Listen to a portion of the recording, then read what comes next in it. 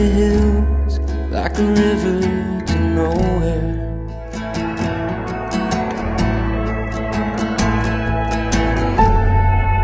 Doing my best, looking for rest, for a marathon mind.